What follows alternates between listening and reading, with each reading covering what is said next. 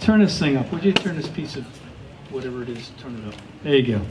Let's do this again. Hi, everybody. Hello. So we have two extraordinary artists here today, and we'll get to that, but we've got some things to go over first. And I hope everybody has an enjoyable time. There's a lot of cameras up. I like that.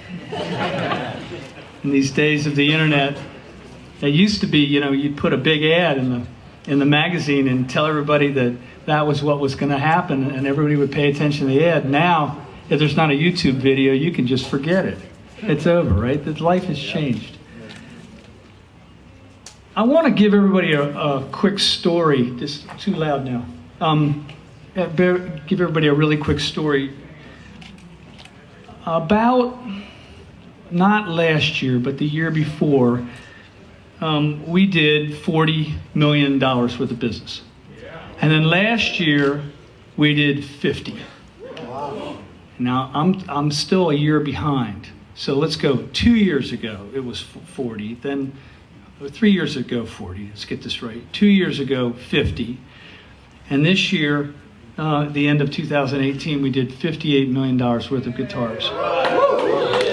And what's extraordinary about that for me is that we're not trying to be some corporation. We're just guitar makers. We're just amp builders. We stick to our knitting. We stick to trying to provide you something that when it comes in the box, you're really excited to get it and you don't want to sell it on eBay the next day. And the firemen came to me in my town. They said, Paul, more and more and more, what's happening is that once the animals and the people are out, they're screaming for their PRSs, not the photographs. And I thought, oh God, we're doing our job. In other words, they were heirlooms for people, right? And so that was 15% growth last year. There's unheard of numbers going on. And so, the press has had a huge impact on this because the press tells everybody what's going on in the world. And for me, you guys have done an extraordinary job helping us, but I think it's been honest. I think what you've told the world is what you really think, and from the bottom of my heart, thank you very much for doing that. We have three goals for the company. So the first one is to build the best tools. So what tools do we build? We build guitars, we build basses, we build amplifiers, speaker cabinets, we're doing t-shirts, we're doing straps, we're doing cables, we're doing strings.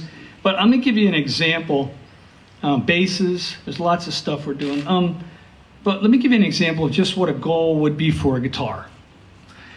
We want it to stay in tune.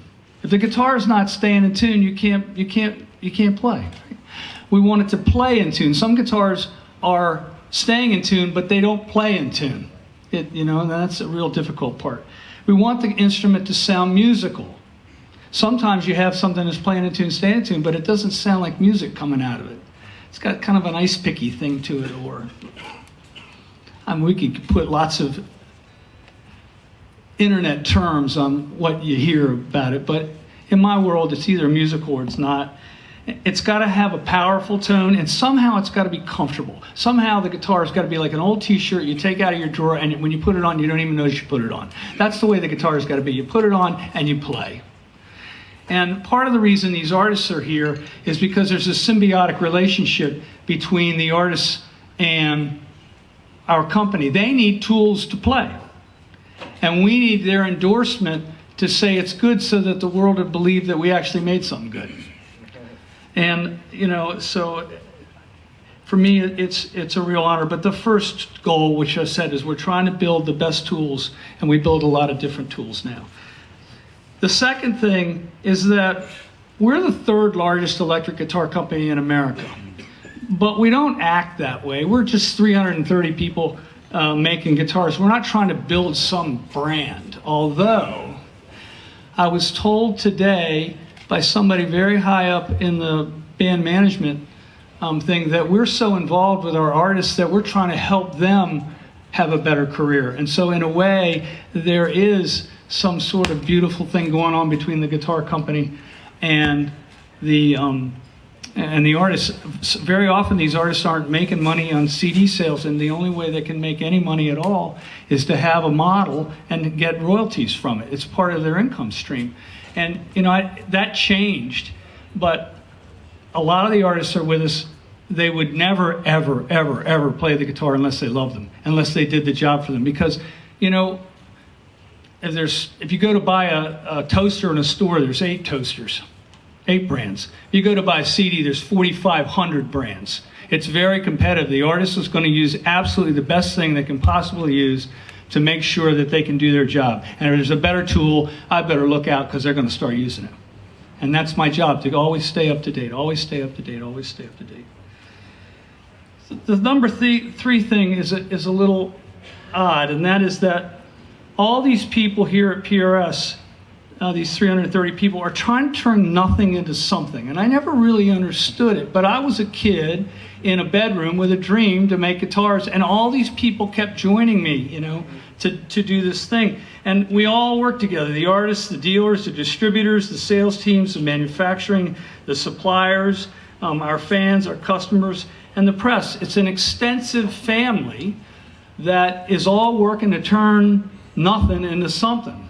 And one day I was at Namm, and you hear people whisper things behind you when you walk, I heard these people whispering, Fender, Gibson, Ibanez, Fender, Gibson, Martin, Taylor, Fender, Gibson. And one day I was at a trade show, and somebody said, Fender, Gibson, PRS, and on this shit. We're part of the fabric of the industry, right? And that was a special day for us. Now that was summer Namm, we don't go there anymore, but that's a different story. It was funny over here, never mind.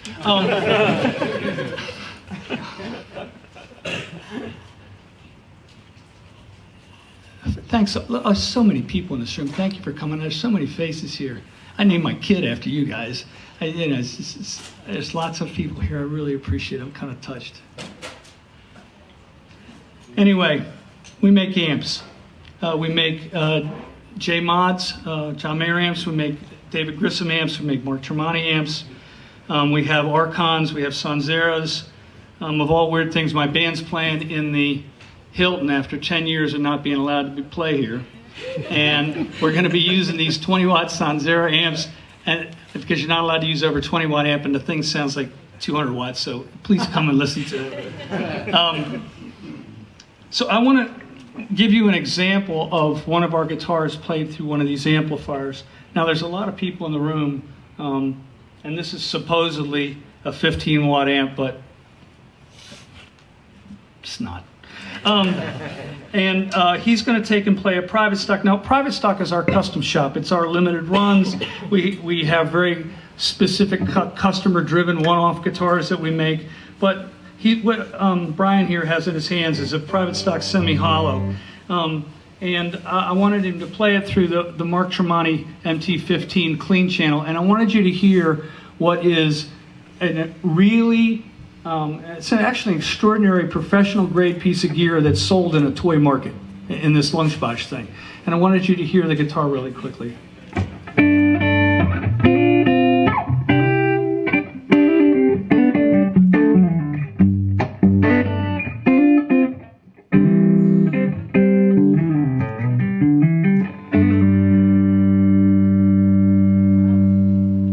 That's a good sounding amp. For way, way less than $1,000. Map. And that's part of what I'm talking about, trying to do these tools. We also have a thing in our business called Core, which is the core of our business. It's these guitars over here, the customs and the 408s and the Santana guitars and all kinds of different instruments that are really the core of what we do, our single cuts. And we've developed a new thing where we're actually able to tune the pickups. And there's a new guitar that we have here called a Paul's guitar. Here's the SE version. Worst name for a guitar in the history of the entire business. But the guitar sounds beautiful, and we have them in our core, and we also have them in SE. And we spent literally a year getting these pickups in this guitar right so that people would buy the guitar, that they would you're getting a guitar 2 or 3 times the value for the same kind of money. And it's as close to home as, and we say close to home because this is so close to what we're doing in Maryland, but it's not made in Maryland, and it's almost a third the cost for someone buying a guitar, and we're real pleased with it. Part of the problem was when we started redoing the Paul's guitar, I knew a lot of people couldn't afford them, and I wanted people to be able to get their hands on them, and that's part of what we're doing.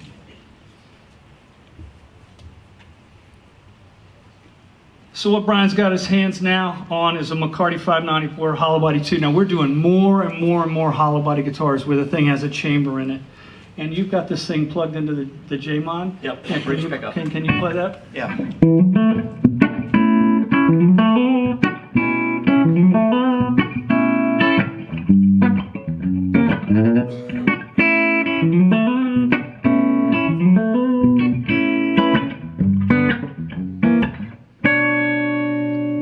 So that's not the amp mic, that's just what is coming out of the amplifier. There's no trickery here. He's got no reverb on the amp. That's exactly what's happening.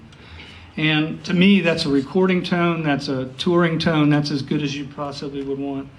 And so with these hollow things you're going to see with the S2s and with the CEs and with the SEs and the private stocks, we're doing more and more and more hollow guitars. We also have a Silver Sky that we're going to plug in a second, but I want to tell you a story. I was at Rainbow Guitars. You guys know where that is? Yeah. And there was a guy in the back slagging me. Bad. I don't know why I'm here. PRS suck. I can't even believe I'm in this building. I don't want to listen to his crap. He is slagging my ass in the back so bad. And there's an admiral in the Navy in the back having to listen to this while I'm doing my clinic. And I was talking about the sound of a 63 Strat bass pickup, and somebody challenged me to go pull Silver Sky off the wall and make that sound. So I pulled the guitar off the wall, and I plugged it in, and I said, well, this is what a 63 Strat sounds, and I played it, and the guy says, oh, shit. And he bought the guitar. And it was one of the best moments in my entire career. We were laughing about it today, the sales guy and I was like, we couldn't even believe that he did it. But what he knew was what that old guitar sounded like, and he knew he didn't have one, and he wanted one, and he walked out with it after slagging me so bad in the back. It was unbelievable. That said, can you show him what that tone was that we did?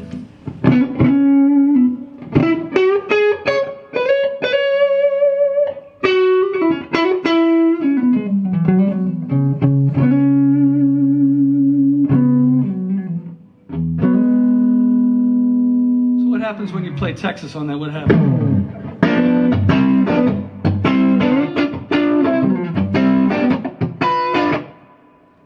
It's a big, thick sound. It's not a thin, wheedly sound. It's got this huge tone. Anyway, we released 4 new colors of these guitars this week, and let's just say it's going quite well. And you guys have accepted this instrument into the market, and I don't know, I thought the slagging story was spectacular. We also are making a lot of SE acoustics, and we're going to plug one of those in. This is a new model for us, the AE60. I just want you to play a couple notes on this thing. Yep. Can you do one thing? Yeah, sure. That's an SE acoustic. You kidding me? Remember this whole thing about trying to get everybody's money's worth? Normally a guitar like that's $6 or $7 grand. This is 1/6 that cost.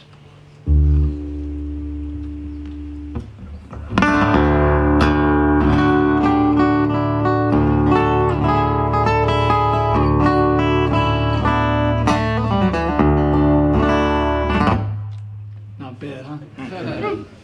Brian, you're doing it good. You're making me look good, Brian. Everybody, Brian, he wrote on the guitar. Well done. All right, so we have 2 artists here.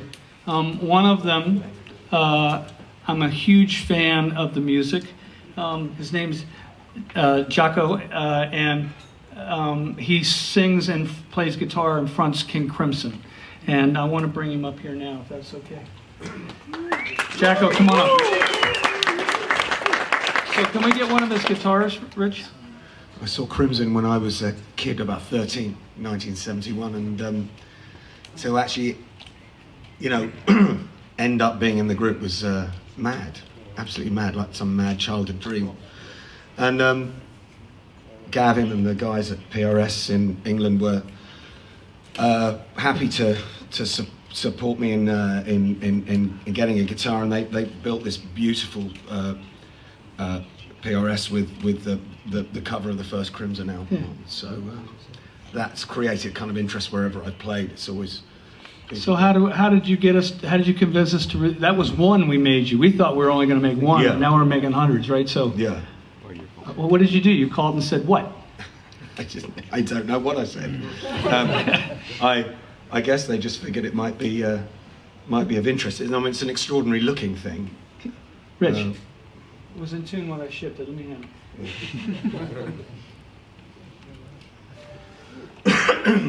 Isn't that cool? So, are you playing one of these every night? Well, I'm playing the original one. Yeah. Yeah. Well, maybe we should give you another one. Yeah.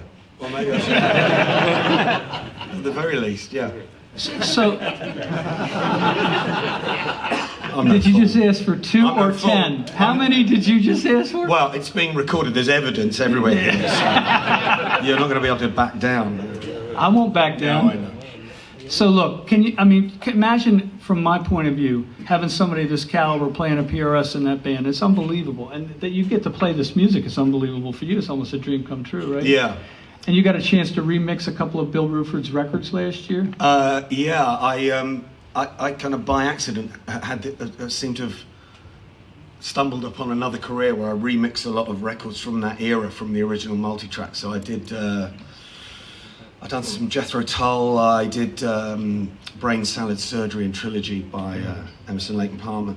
And Bill Bruford asked me to remix That's awesome. the first 2 Bruford albums, which were wonderful because they've got Alan Holdsworth on, and his playing's absolutely incredible. And, so, you know, again, that's like another mad childhood dream. Well, we're going to sell a ton of these shows. Thank you so much for coming, and thanks for being a part of this. Thanks very much. Everybody, Jakko from King Bruford, thank you so much.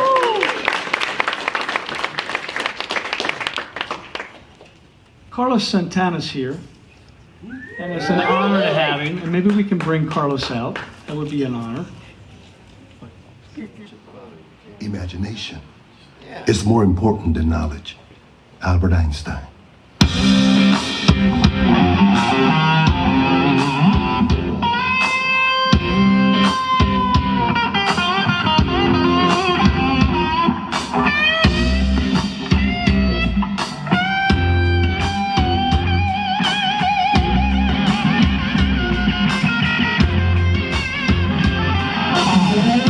Imagine this, your heaven. It's easy if you try. No hell below us, above us only sky. Imagine all that they've done, living for today. Imagine there's no countries. Is it hard to do?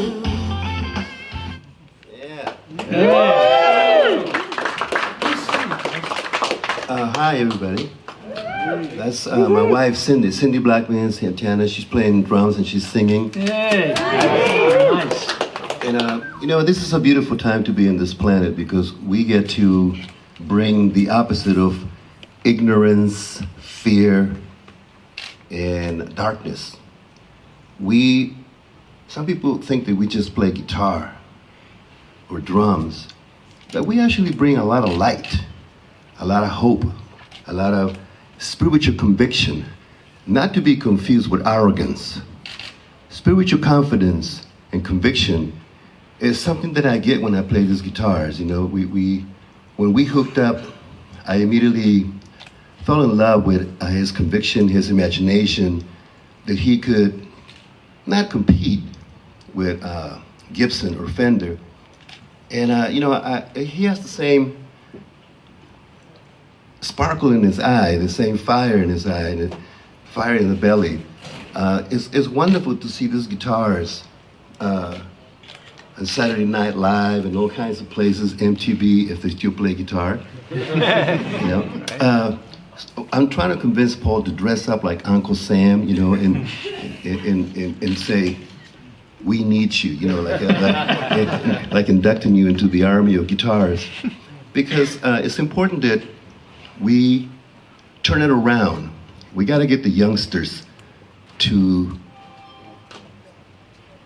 There's a certain look you have in your eyes when you hear Stevie Ray for the first time, you know, or Jimi Hendrix, or Jeff Beck, or Clapton, you know, not just the guys from the other side of the river, but guys from over here too, you know, and I love to see young people for the first time, because it assaults your senses, you know, your molecules, you get chills when you hit that, bang, you hit that note, and they go, oh, because it's not a guitar hero, it's not Linn drums, it's real drums, it's real guitar.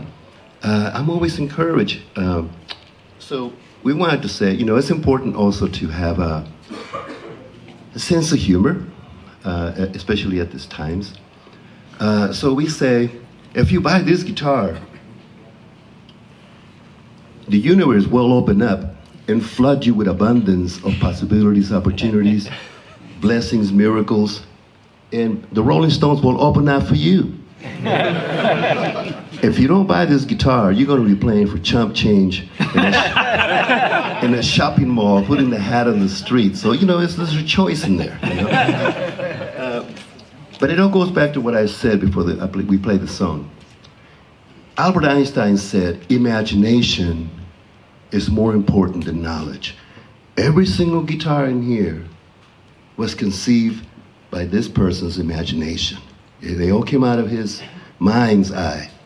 And I'm so grateful and proud to be his partner, because every time I pick up one of those guitars, you know, I mean, when we played this guitar in the other one, the twin one at the Super Bowl, people kept calling, it was for a commercial in between, you know, and people were like, damn, what is that guitar, you know? So we want to create a new frequency of enthusiasm, because we need to get the youngsters to invest emotionally. I'm believing that they too can make a difference, like Orianthi and Stevie Ray and yours truly. We are here with music to bring down all walls, all of them, and to make the table longer, not the wall taller. Musicians, we will never change, because musicians believe in unity, harmony, healing, and the highest good for all mankind. Thank you for being here.